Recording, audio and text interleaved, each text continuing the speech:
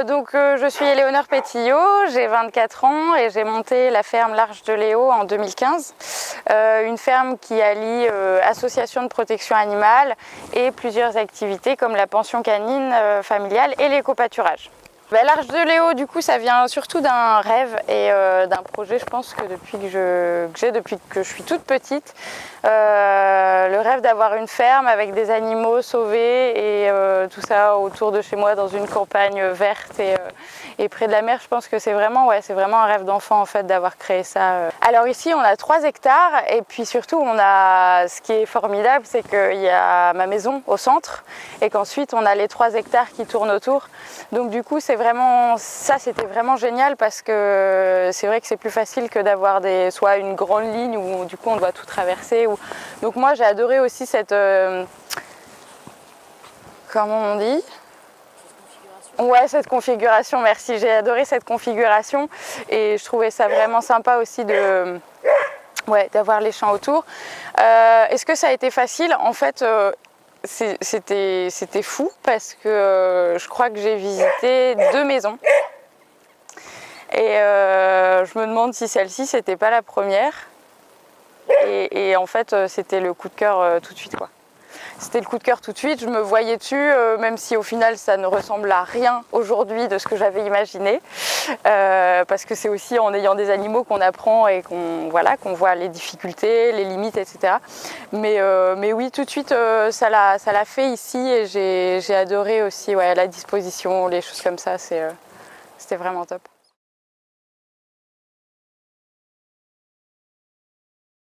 J'ai commencé à être sur Caen et ensuite je voulais faire un BTS agricole et il y en avait plusieurs et en fait je suis complètement tombée amoureuse de l'équipe pédagogique de celle de Granville, du BTS proposé à Granville et donc du coup je suis arrivée ici pour mes études et en fait quand je suis arrivée j'ai plus trop voulu repartir.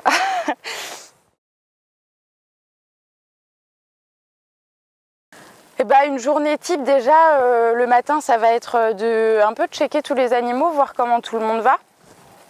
De faire le tour de la ferme, si tout le monde a bien dormi, s'il n'y a pas de choses cassées, s'il n'y a pas d'animaux blessés, de choses comme ça. Donc ça va être vraiment la chose super importante. Rosa, tais-toi. Ok, tu ne te tais pas du tout. La pension est ouverte tous les jours de l'année. Après, j'ai fait une exception. Là, en 2018, pour la première fois depuis 3 ans, j'ai pris une semaine de vacances. Et donc, une semaine de vacances en avril et 2 jours en septembre. Donc, ce qui était plutôt fou quand même. Mais sinon, oui, toute l'année, je suis ouverte. Toute l'année, je propose mes services de pension de canine. Et puis après, de toute façon, dès lors qu'on a des animaux, on a aussi la responsabilité de leur bien-être. Et c'est pas parce qu'un jour j'ai pas envie de me lever que eux, voilà. Donc c'est quelque chose dont j'ai pris la responsabilité. Et pour moi, effectivement, ça mérite quelque chose une assiduité de tous les jours. C'est tout. J'ai fait un système aussi où ils sont assez indépendants, assez au naturel, c'est-à-dire qu'ils ont les abris en libre service, ils sont quand même libres de leurs mouvements, etc. Donc c'est quand même assez naturel comme gestion des animaux.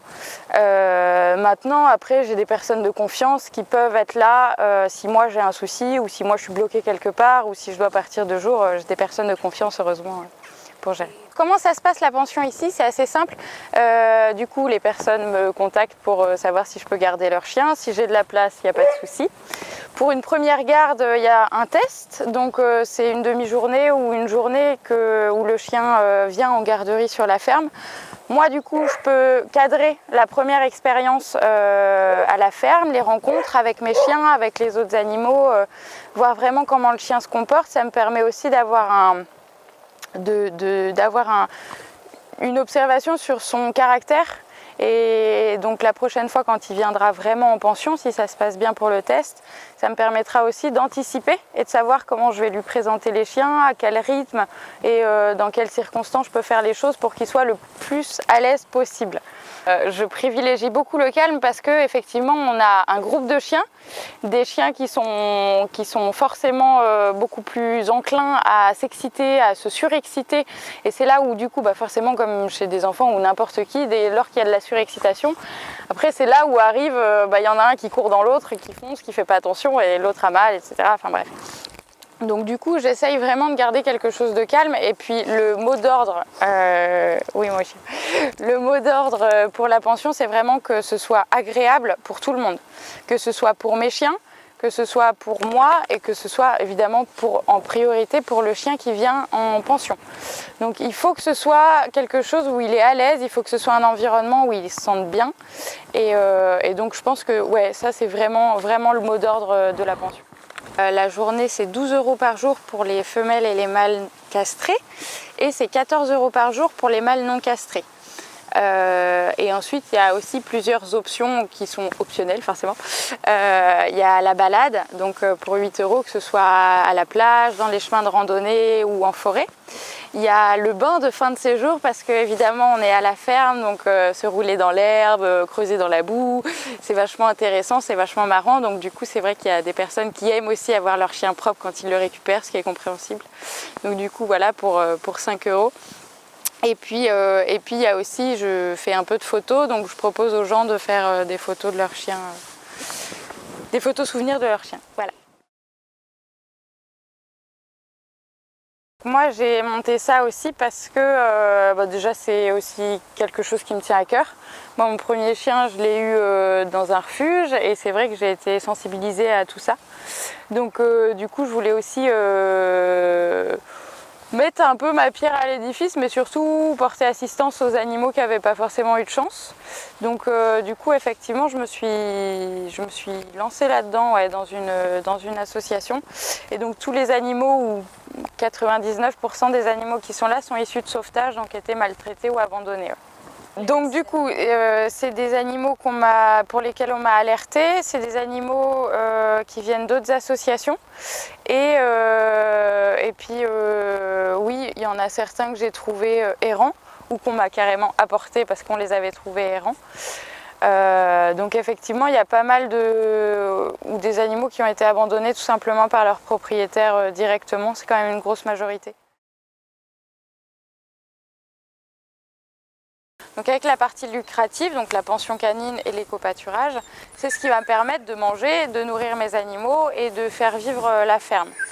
Par contre, au niveau de l'association, c'est vraiment très indépendant en termes financiers.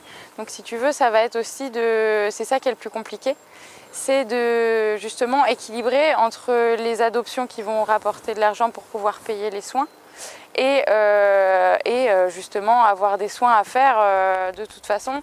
En général, c'est vrai qu'on est toujours dans un système où on a plus de soins à payer que de retours financiers derrière. Donc évidemment, il y a et extraordinairement d'ailleurs, il y a des donateurs qui donnent comme ça financièrement, ou que ce soit des croquettes ou des choses comme ça, parce que les chiens en accueil, il faut les nourrir aussi, hein.